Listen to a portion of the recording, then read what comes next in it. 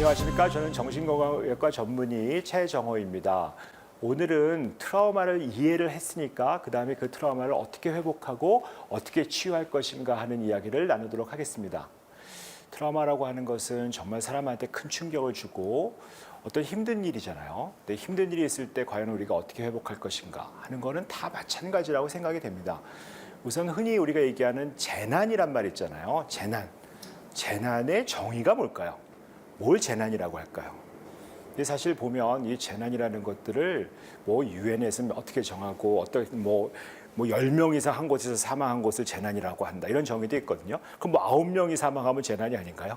그런 건 아니죠. 그래서 우리가 봤을 때 재난이라고 하는 거는 내가 어떻게 감당할 수 없는 일, 내가 가진 어떤 자원으로 감당할 수 없는 일을 재난이라고 하는 것들이 가장 쉬운 정의라고 할 수 있거든요. 근데 트라우마도 알고 보면 내가 가진 자원으로 감당하기가 어려운 일을 내가 겪는 거예요. 그래서 그 자원을 어떻게 채워서 어떻게 회복할 것인가 하는 것들이 상당히 중요합니다. 그래서 물론 우리가 자원이 많은 사람들은 어떤 어려운 일을 겪어도 회복하기가 좀 좋겠죠. 자원이 많으니까. 또 어떻게 보면 자원을 많이 공급받을 수 있으면 훨씬 회복하기가 좋을 겁니다. 그래서 이 트라우마를 치료하기 위해서는 근본적으로 자원을 많이 공급한다. 이런 원칙 하에서 우리가 진행을 하고 치료를 하고 회복을 하면 될 것 같아요. 그래서 예를 들었을 때 어떤 사건이 났다, 사회적 재난이 있었다, 사고가 있었다 했을 때 뭐 어떤 정부라든지 이런 곳에서 또 아니면 기금을 모아서라든지 뭐 보험을 통해서든지 어떤 재정적 지원을 하잖아요. 근데 그런 것들이 사실 트라우마를 회복하는 데 도움이 됩니다. 어떤 보상, 배상 이런 것들이 있고 재정적 지원을 받을 수 있게 되면은 뭐 예를 들었을 때 사고로 일을 못 하게 됐는데 그 시간에 어떤 보상이 좀 있어서 내가 일을 안 해도 살 수 있는 사람과 일을 없으면 내가 재정적으로 너무 큰 손해를 보게 되는 사람하고는 회복하는데 당연히 차이가 나겠죠. 그래서 어떤 물질적인 것도 굉장히 중요하고 뭐 집이 무너졌을 때 같은 경우에 트라우마를 당하고 사건이 있고 무슨 자연재해 때 그럴 때 많이 있잖아요. 근데 그걸 얼마나 빨리 주거를 회복할 수 있게 해두느냐 하는 것도 이 자원 회복에서 굉장히 중요하죠. 고용도 그렇고. 그래서 내가 더 중요한 것은 사실은 관계 자원이라는 게 있어요. 내가 어떤 사람이 많이 있고 네트워크가 많이 있고 탄탄하신 분들은 그야말로 사회적 지지가 많은 거잖아요. 근데 그럴 때는 그래도 옆에서 누가 도와주고 소위 부조란 말을 하잖아요. 누가 도와주고 지지해주고 하는 사람이 있으면 확실히 이런 어떤 재난과 트라우마를 겪고 회복하기가 좋죠. 그런데 내가 자원이 없다, 관계 자원이 없다 하면은 정말 어려워지는 거죠. 그래서 오늘 우리가 이런 자원이 올라가야 되고 자원을 채워야 되는 거는 당연한데 그러면 개인적으로는 나의 치유를 어떻게 할 것인가 하는 부분, 나의 심리적인 부분, 또 어떻게 보면 우리가 또 믿는 사람이 많으신 경우에는 나의 어떤 크리스찬으로서의 나의 영적 자원을 채우는 것도 너무 중요하죠. 이 트라우마에서 내가 살아남고 회복하기 위해서는 내가 가진 모든 자원들을 총동원해야 되는 것이고 그럼 내가 단순히 물질이나 뭐 이런 관계나 이런 걸 떠나서 나의 마음의 자원은 어떻게 할 것인가 나의 영적 자원은 어떻게 할 것인가 하는 그런 개념을 가지고 오늘 이야기를 한번 들어주시고 나눠주시면 좋을 것 같습니다. 우선 어떤 자원을 치유하고 자원을 가지고 나가는 데서 제일 중요한 어떤 단계가 있습니다. 트라우마라고 하는 것은 정말 이 세 가지 단계가 너무 중요하거든요. 이 단계를 거치면서 하나씩 회복하는 것들이 트라우마라고 할 수 있는데 첫 번째 단계는 뭐니 해도 안정화예요. 내가 안정되고 편안해지고 이제는 큰 문제가 없다는 어떤 안전하다. 내가 좀 괜찮다. 이런 경험을 할 수 있도록 안정화되는 단계가 너무 중요하고 그 다음에 두 번째 단계는 정말 이 트라우마는 끔찍한 기억, 안 좋은 어떤 사건 이런 걸 겪는 거잖아요. 그렇기 때문에 그 끔찍한 기억을 어떻게 처리할 것인가 그것이 어떤 의미로서 넘어갈 것인가 하는 것들 두 번째 기억 처리가 중요하고 거기서 끝나는 것이 아니라 세 번째로 트라우마는 반드시 내 삶에 또 다른 이전에 있던 삶의 네트워크 아니면 또 새로 만드는 어떤 삶에 연결이 되어야 됩니다. 재연결이라고 우리가 표현을 하는데 결국 안정화가 되고 그다음에 기억 처리가 되고 재연결되는 과정을 거치면서 우리가 이 트라우마로부터 회복이 되고 그 트라우마로부터 더 다른 삶, 또 새로운 삶을 살 수 있게 된다고 볼 수 있습니다. 이 트라우마의 가장 여러 가지 중에서 우리는 굉장히 강조하는 거는 뭐라고 그래도 안정화예요. 1번. 그게 1번으로 시작이 되는 거고, 왜냐하면 트라우마 자체는 너무 끔찍한 일이 되게 벌어진 거잖아요. 그리고 너무 위험한 것처럼 느껴지고 있는 거잖아요. 그래서 지금 이 자리가 안전하다라는 느낌을 갖는 게 너무 중요합니다. 그래서 우리가 평상시에 이 뭐 그라운딩이라고 하는 영어를 쓰기도 하던데, 내가 이 땅에 디디고 있는 것 자체가 괜찮다는 느낌을 가지셔봐야 돼요. 우리 한번 해볼까요? 땅에 발을 한번 이렇게 딱 놓고요. 발이 땅에 닿는 느낌, 이런 걸 한번 느껴보세요. 인간이 정말 놀라운 감각이 있어요. 신발을 신으셨는데도 여기가 융단인지 나뭇바닥인지 그런 감별할 수 있거든요. 그런데 평상시에는 우리가 별로 내가 땅에 발을 디디고 있다는 느낌을 갖지 않습니다. 이게 땅에 내가 발을 완전하게 잘 디디고 있다는 느낌만 가지고도 사람은 굉장히 편안함을 느낄 수 있어요. 내 엉덩이가 의자에 잘 닿아 있구나. 왜냐하면 우리가 불안해지면 사람이 붕 떠요. 붕 떠가지고 소위 내가 이 땅에 우리가 접지가 안 돼요. 그러니까 떠 있어요. 그러니까 이게 항상 쉬운 자극에 의해서 움직여지고 흔들릴 수가 있거든요. 그래서 항상 이 그라운딩, 접지하는, 땅에 한번 디디는 느낌. 그래서 내가 걸으려고 할 때도 왼발, 오른발 하면서 내가 이 땅에, 이 지구에 안전하게 지금 이 자리에 있구나. 왜냐하면 우리는 트라우마를 당하면 항상 그때 그 자리로 갑니다. 그 자리로 돌아가요. 그 자리로 돌아가기 때문에 끔찍한 기억 속으로 돌아가서 거기서 빠져나와야 되거든요. 그러면 그때 그 자리로 가는 거를 하려면 어떻게 될까요? 지금 이 자리로 가야죠. 지금 이 자리에 내가 지금 발바닥에 어떤 느낌이 있는지, 엉덩이에 어떤 느낌이 있는지, 그다음에 눈에 뭐가 보이는지, 아, 여기 지금 화초가 있구나. 그래서 지금 이 앉은 상태에서 주변에 있는 걸 한번 보세요. 5개가 뭐가 보일까요? 5개. 보이는 5개 한번 생각해 보세요. 마음속으로 뭐가 보였다. 5개가 보였다. 그러니까 제가 그 자리에 가 있었는데, 그 어떤 재난 사건, 끔찍한 일, 트라우마 있었던 일이 있었는데 그 자리로 갔던 거를 지금 이 자리로 끌고 오는 게 너무 중요합니다. 그래서 항상 이 자리에 올 수 있고 나의 감각. 왜냐하면 나는 생각을 가고 있어요. 지금 나는 여기 살아있거든요. 생존에 있는데 그 끔찍한 기억 때문에 그 자리로 가버려요.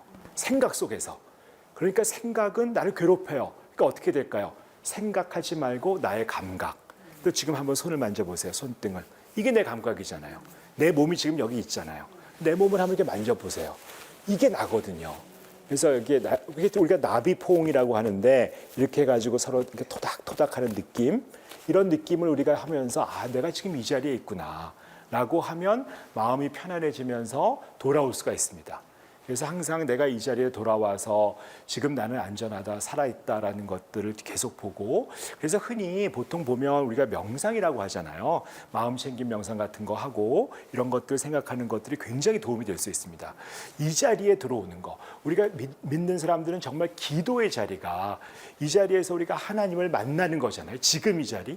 내가 사건이 있는 곳에서 내 마음이 자꾸 가 있는데 그러지 말고 지금 이 자리에서 우리 하나님, 나를 지키시는 하나님, 그 하나님을 내가 만나는, 그것도 굉장한 안정화 기법이죠. 그래서 이 안정화가 너무 힘들 때는 사실은 약을 좀 드시는 것도 좋아요. 병원에 가시면 이 안정화를 지킬 수 있는 여러 가지 약들이 개발되어 있고, 그래가지고 그 뭐 항우울제라든지 항불안제 같은 것들을 드시고 기분 안정제 같은 것도 있고 여러 가지들이 있거든요. 그래서 병원에 가셔서 정신의학과 진료를 받으시면 이런 어떤 안정화시킬 수 있는 여러 가지 약물들을 처방해 줄 겁니다. 그 약을 드시고 좀 안정화를 하고, 그다음에 정말 중요한 거는 내가 회복될 수 있다는 믿음을 가지는 게 중요합니다. 뭐 우리가 항상 정말 믿음이 살리는 거잖아요. 나의 믿음이 내가 그래도 괜찮다, 이 자리에 있을 수 있다라고 보고, 이 얼어붙은 내 몸이 정말 굳어버린 나에 대해서 정말 친절하게 좀 대할 필요가 있어요. 따뜻하게. 왜 그러냐면 나는 그 트라우마 그 속에서 있어가지고 너무 많은 뭐 두려움이나 죄책감이나 수치심이나 이런 걸 겪고 있거든요. 그런데 우리가 한번 아이가 있는데 울고 있다고 생각해 보세요. 그럼 너 왜 울고 있니? 이래가지고 그 아이가 울으면 끝이 나요? 그 우리 아이한테는 따뜻하게 토닥토닥거리고 안아주는 것만이 그 아이의 울음을 그치고 그 아이가 안정화시킬 수 있는 방법이거든요. 근데 우리는 스스로에게 비난을 해요. 아, 내가 왜 이러지? 나는 이러면 안 되는데 빨리 회복해야지 라고 하고, 그러면 아이한테 빨리 울음 그쳐야지, 너 이러면 되겠어? 이제 그만 울어. 그러면 그 아이가 울음을 그칠 리가 없잖아요. 그러니까 우리가 안정화를 하기 위해서는 기본적으로 나 자신에 대해서 친절하게, 따뜻하게, 연민이라고 그러잖아요. 보통 우리가 연민이란 말이 사실은 어떤 마음이냐면 그냥 아, 내가 나았으면 좋겠다 하는 마음이 정말 내 마음에서 우러나면서 사실은 나를 좋아하고 따뜻하고 친절한 걸 떠나서 아, 내가 정말 나으면 좋겠다라는 마음, 또 고통을 받고 있는 사람들이 있으면 그 사람이 정말 나으면 좋겠다라는 마음이 드는 게 연민이거든요. 우리 예수님이 왜 왔을까요? 사람에 대한 연민 때문에 온 거란 말이에요. 우리가 고통을 겪고 있는데 그 고통 속에서 나았으면 좋겠다는 마음을 가지고 그 예수님이 이 땅에 오신 거거든요. 근데 나도 그런 연민을 발휘해야죠. 그런데 우리는 보통 그 트라우마를 겪고 나면 아, 내가 왜 이러지? 나는 정말 망가졌어. 이제 끝이야 라고 생각하고 나에 대한 따뜻한 마음, 나에 대해서 자비를 베푸는 마음, 나에 대해서 친절한 마음을 두지 않아요. 그래서 힘들어지시거든요. 그래서 따뜻하게 안정하고 안전하다, 여기는 괜찮다라는 그런 느낌을 가질 수 있는 시간을 굉장히 많이 기울이시는 것들이 트라우마 치료의 첫 번째 단계라고 볼 수 있습니다.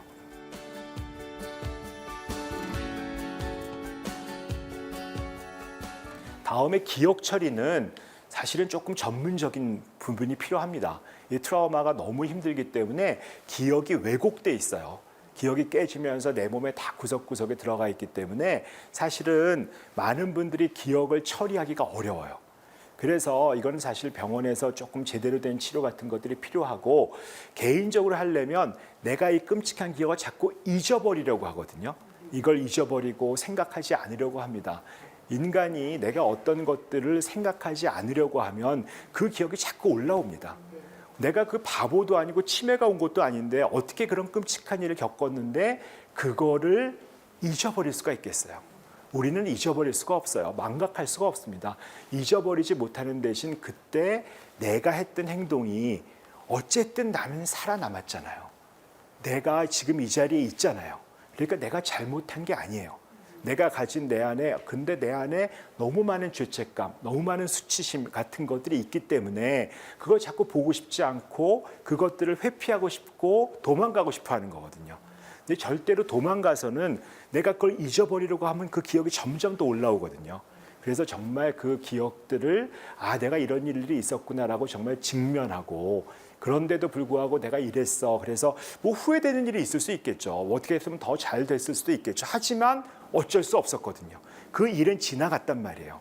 그래서 그때 또 어떤 끔찍한 일이 있었으면 사실은 그 일에 의미를 만들어야 됩니다.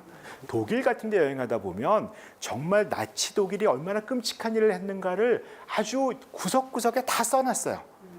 이 길에 무슨 우리가 슈토퍼스트라인이라고 하는데 그 걸려 넘어지는 돌이란 뜻인데 한 조금 10cm, 10cm 되는 돌의 명패가 구석구석에 있어요. 그게 뭐냐면 여기에 누가 살았다. 그 유명한 뭐 안네 프랑크 여기 살았어. 그런데 끔찍하게 끌려가서 죽었어라고 새겨놓은 거예요. 사실은 그게 걸려 넘어지는 돌이라고 얘기는 하지만 우리는 그걸 걸려 넘어진다고 생각하지 않아요. 그거를 디디고 오히려 디딤돌이 될 수 있는 거죠. 우리는 기억을 해야 됩니다. 기억을 하면서 그 기억의 의미를 가지고 넘어가야 어떤 그런 트라우마를 당했지만 사실 그 트라우마 이후에 나는 살아남고 어떻게 회복이 되었어 하는 그 의미를 만들어 나가야 그 기억이 제대로 처리된다고 볼 수 있어요. 세 번째는 결국은 내가 외톨이가 되지 않고 나랑 떨어져 있던 모든 것들이 연결이 되는 게 중요합니다. 그래서 우리 가족과도 연결돼야 되고 우리 친구들하고도 연결돼야 되고 나 자신과도 연결이 돼야 돼요. 정말 중요한 연결은 초월적인 존재, 우리 하나님하고 연결이 되어야 돼요. 우리가 힘들고 어려운 것들이 사실은 하나님과의 나의 관계가 끊어진 거잖아요. 그 끊어지면서 우리가 힘들잖아요. 이 트라우마를 겪으면서 내가 사실은 여러 관계가 끊어졌는데 사실은 이걸 통해서 난 하나님하고 연결이 되었다. 하는 것들이 엄청난 또 회복이 될 수 있는 거죠. 그런 어떤 초월적인 존재를 떠나서 이 세상에 존재하는 여러 존재들, 다른 사람하고 내가 정말 트라우마를 당했지만 다른 가족하고 정말 연결이 좀 강해졌어. 친구들하고 연결이 강해졌어. 이런 느낌이 있을 수 있어야 되고, 우리가 정말 이 트라우마를 당한 사람들끼리 연대하고 공존하고 함께 갈 수 있다라는 그런 느낌을 가지고, 그래서 우리가 항상 사회적 참사 때문에 트라우마가 생기는 분들한테는 우리가 욕을 하면 안 돼요. 비난을 하면 안 돼요. 우리는 넘어지는 사람을 일으켜 세워야 돼요. 우리가 트라우마 때문에 일으켜 세우면 한 사람이 넘어지면 다 따라서 넘어지지만 한 사람이 일으켜 세우면 우리가 다 일어설 수가 있어요. 그렇게 해서 서로 손잡고 연결되어서 나가는 것이 이 트라우마에 치료하는 가장 좋은 방법이라고 볼 수 있습니다. 우리가 기본적으로 안정하고 기억을 처리하고 그다음에 기억 처리된 상태에서 사실 연결해 나가고 하는 과정을 섞으면서 이것들이 어떻게 보면 왔다 갔다 합니다. 어떤 사람은 안정화하고 기억 처리하고 연결되고 이게 순서대로 가는 게 아니라 연결을 하고 갔는데 너무 또 불안정해지는 거예요. 너무 흔들어지고 친구를 만나러 갔는데 너무 안정이 안 되고 마음이 흔들리고 너무 힘들고 너무 괴롭고 그런 거예요. 그럼 뭐가 필요할까요? 안정화가 다시 필요한 거죠. 우리가 안정하고 그럼 이 자리에 다시 돌아오고 이 자리에 다시 돌아오면서 내가 기억의 의미를 또 되새겨보고 거기서 또 넘어가고 이렇게 넘어가면서 우리가 하나씩 해 나가는 거죠. 우리가 보면 외상을 겪으면 너무 고통스러워요. 너무 힘들어요. 너무 어려워요. 그런데 사실은 인간은 정말 놀라운 존재가 이런 고통을 겪고 나서 회복하는 힘이 있습니다. 우리가 그 회복 탄력성이라고 하고 영어는 리질리언스라고 표현을 하는데 이 회복 탄력성이 뭐냐면 단순히 어떤 힘든 일을 겪었어요. 그걸 견디는 힘이라기보다는 예를 들면 어떤 의미를 볼까요? 그리고 예를 들면 우리가 공이 있습니다. 공은 굉장히 우리가 딱딱한 공을 한번 보여요. 탁구공 같은 건 되게 잘 부서지잖아요. 발로 콱 밟으면 쫙 찌그러지잖아요. 근데 예를 들면 볼링공이 있어요. 볼링공은 굉장히 딱딱하죠. 아주 튼튼하고. 그럼 볼링공은 딱딱하니까 회복 탄력성이 높을까요? 낮을까요? 굉장히 튼튼할 것 같죠. 근데 한번 생각해 보세요. 볼링공을 정말 큰 힘으로 뭐 불도저가 와서 밟아버려요. 그럼 어떻게 될까요? 산산조각으로 깨져버리죠. 근데 깨져버리는 건 사실 회복 탄력성이 아니에요. 회복이 안 되잖아요. 깨져버렸으니까. 그러면 어떤 것들이 정말 회복 탄력성이 높은 걸까? 요가 같은 데 가면 그 짐볼 이렇게 눌러도 탱탱하고 아무리 눌러도 안 터지는 공 있잖아요. 그런 공은 정말 누르면 이렇게 찌그러지고 힘들어지고 막 뭐 문제가 생기는 것 같지만 사실 손을 딱 놓으면 힘이 없어지면 원래 모습을 되찾잖아요. 그러니까 어떻게 보면 볼링공은 딱딱하긴 하지만 회복 탄력성은 높지 않거든요. 깨져버린단 말이에요. 어떤 힘이. 내가 보통 보면 사람들 봤을 때 나는 튼튼해요. 건강해요. 뭐 별 문제가 없어요. 나는 굉장히 센 사람이에요. 마초예요. 라고 하는데 사실은 튼튼한데 너무 센 힘이 오면 깨져버리시는 분이 많아요. 이게 그런 사실은 회복 탄력성이 없는 거죠. 우리가 보면 회복 탄력성이라고 하면 눌러도 정말 찌그러지지만 원래 모습을 되찾을 수 있는 힘. 우리가 용수철 같은 힘. 그래서 말 이름도 회복하지만 탄력성이 있다고 하잖아요. 회복 탄력성이란 말이 중요하고 그런데 심지어 어떤 경우는 이 회복 탄력성에서 멈추지 않고 회복 탄력성은 자기 모습으로 돌아가는 거잖아요. 돌아가는 걸 지나서 오히려 성장을 하기도 합니다. 그걸 우리가 외상 후 성장이라고 하죠. 영어로 포스트 트라우마틱 그로우스. 외상을 받았는데 트라우마를 받았는데 거기서 끝나는 게 아니고 그 트라우마 이후에 더 훌륭한 사람이 되는 거예요. 더 멋진 사람이 되는 거예요. 사실 우리가 그런 일들이 많이 있습니다. 성경에 나오는 수많은 인물들이 여러 스트레스를 갖고 힘든 일들을 겪었지만 그런 외상을 겪고 나서 다시 회복하고 심지어 어떤 경우는 그 스트레스를 받기 전, 트라우마를 받기 전보다 더 훌륭한 사람이 되는 거죠. 더 다른 사람들이. 내가 더 이 트라우마를 겪어봤기 때문에 내가 이 사람들을 더 공감할 줄도 알고 더 사랑할 줄도 알고 더 존중할 줄도 아는 사람이 되는 거고 웬만한 스트레스에서 더 견딜 수 알고 어떻게 하면 노하우가 생길 줄도 알고 많은 것들이 생기니까 이전보다 더 성장하는 외상 후 성장이 벌어지는 거죠. 우리가 일본에 가시면 그런 거 혹시 보신 적 있는지 모르겠어요. 이런 그릇 같은 게 있잖아요. 그릇이 깨지면 버리는 게 아니라 그 사이를 금으로 이렇게 노란 금으로 해서 이렇게 땜빵을 해줘요. 이게 금으로 땜빵을 하는 거를 그 금박으로 수리하는 거를 원래 그릇이 있었는데 깨졌어요. 근데 그 장인이 그 금박으로 수리를 하면 그 그릇값이 더 비싸진답니다. 원래 깨지기 전에 그릇보다 사실은 금박으로 수리한 그릇이 더 비싸진다는 거예요. 인간이 어떤 외상을 당할 수 있죠. 끔찍한 일을 겪을 수 있죠. 힘든 일을 겪을 수 있어요. 그래서 내가 정말 산산조각이 날 수 있습니다. 그런데 우리는 그거를 회복할 수 있는 힘이 있어요. 회복하고 그 회복하는 와중에 사실은 우리의 힘으로 안 되면 하나님에게 우리가 기도하고 또 이 모든 것들을 가지고 같이 연대하고 손잡고, 우리 성경에도 있잖아요. 내 백성을 위로하라고 하나님이 하셨잖아요. 이 트라우마를 받은 사람들이 내 백성을 위로하면서 함께 가면서 사실은 내 마음에 깨진 것이 있고 어려운 것이 있지만 그거를 금박으로 수리해서 원래보다 더 나은 모습이 될 수 있을지도 모른다 하는 것들이 트라우마의 어떻게 보면 혜택일 수도 있죠. 트라우마라는 게 안 겪으면 너무 좋은 걸 수 있지만, 하지만 겪어서 내가 깨졌을 때는 안정화시키고 기억을 처리하고 재연결하면서 되는 것이고, 그걸 통해서 내가 회복 탄력성을 갖추어서 원래 모습으로 돌아가는 것도 중요하고, 또 정말 운이 좋으면 이전보다 더 나은 사람, 더 대단한 사람까지 성장할 수도 있는 거죠. 트라우마가 힘들고 어려운 일이긴 하지만 어떻게 보면 우리에게 기회가 될 수 있는 거예요. 왜냐하면 트라우마는 너무 많이 벌어지거든요. 그 벌어지는 현상 속에서 우리가 거기서 무너지고 망가지지 말고 한 발짝 더 나가는, 외상 후 성장까지 이뤄나가는 여러분들이 되실 수 있으면 정말 좋겠습니다. 네, 교수님 강연 잘 들었습니다.